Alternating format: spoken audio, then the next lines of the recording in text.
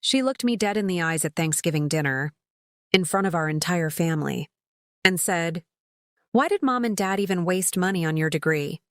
You're never going to make anything of yourself." The table went silent.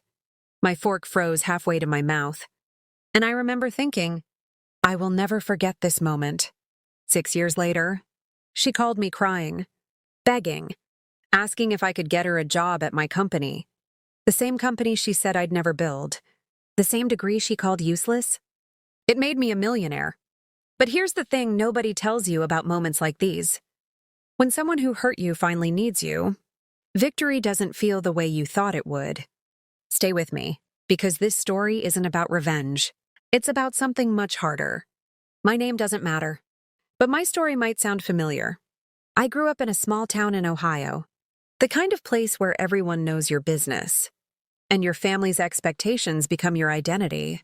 I was the younger sister, the quiet one, the one who always had her nose in a book. My sister Lauren? She was everything I wasn't. Cheerleader, homecoming queen, engaged at 22 to a man with a business degree and a corner office. My parents didn't mean to compare us, but they did. Every single day. Lauren's getting promoted again. Lauren just bought a house. Lauren's husband is taking her to Italy. And me?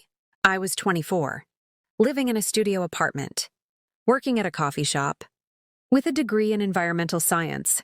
It was the Thanksgiving of 2017. I had just told my family I was starting a consulting business, helping small companies reduce their carbon footprint, develop sustainable practices, maybe even create green certifications. I was nervous to share it, but I thought, this is my family. They'll support me. I was wrong. Lauren laughed. Not a small laugh. A loud one. The kind that makes everyone at the table uncomfortable. "You're going to teach businesses how to recycle?" She shook her head. "That's your big plan?" I tried to explain. Tried to talk about emerging markets, corporate responsibility, government contracts. But she cut me off. "Why did Mom and Dad even waste money on your degree? You're never going to make anything of yourself." I looked at my parents, waiting for them to defend me. They didn't. My dad just cleared his throat. My mom changed the subject. And I sat there, silent, burning. That night I drove home in the dark, and I made myself a promise, not to prove her wrong, but to prove myself right. The next 2 years were brutal. I'm not going to sugarcoat it. I ate ramen more nights than I can count. I sent hundreds of cold emails. Got rejected over and over. Some people laughed at me. Others just ignored me completely. But here's what I learned about doubt. It's loudest right before the breakthrough. In 2019, something shifted. Climate change was no longer a fringe issue. It was front-page news. Companies were scrambling. They needed consultants who understood sustainability. And suddenly, my phone started ringing. One client became 3. 3 became 10. By 2020, I had a team of 5. By 2021, I had signed a contract with a Fortune 500 company. They didn't just want advice. They wanted a full sustainability overhaul. A multi-million-dollar contract, and they wanted me to lead it. I remember the day I signed that deal.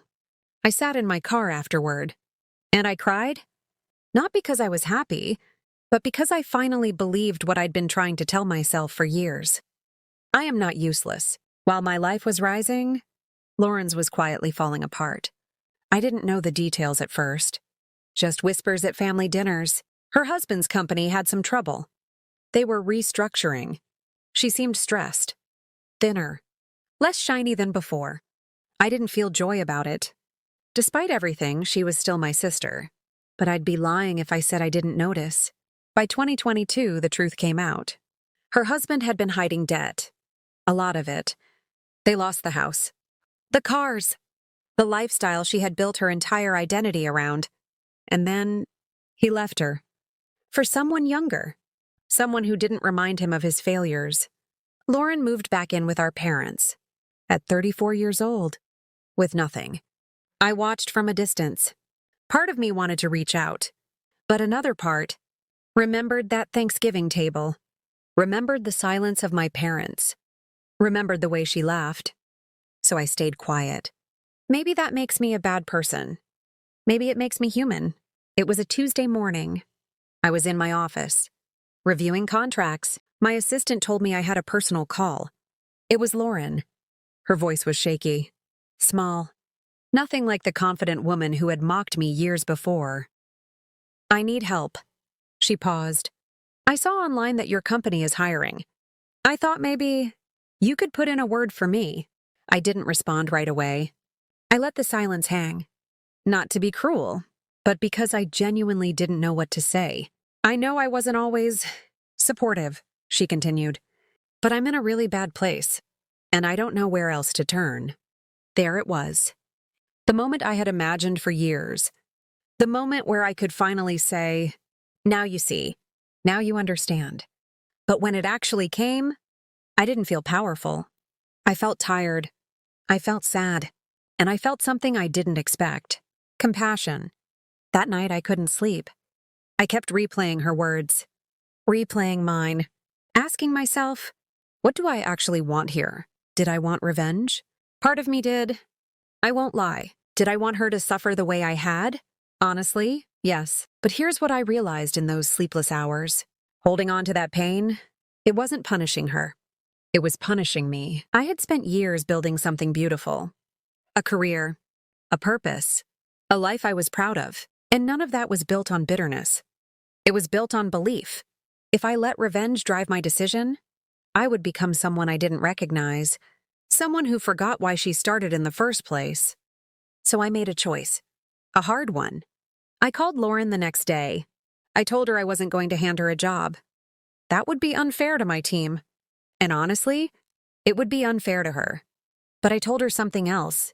I believe you can rebuild. The same way I did. I offered to help her update her resume, connect her with people in my network. Not as a handout, but as a hand up. She was quiet for a long time. And then she said something I never expected. I'm sorry. 2 words. But they hit different when they're real. I was jealous, she admitted. You always knew who you were. And I was just pretending. We talked for 2 hours that night. About childhood. About expectations.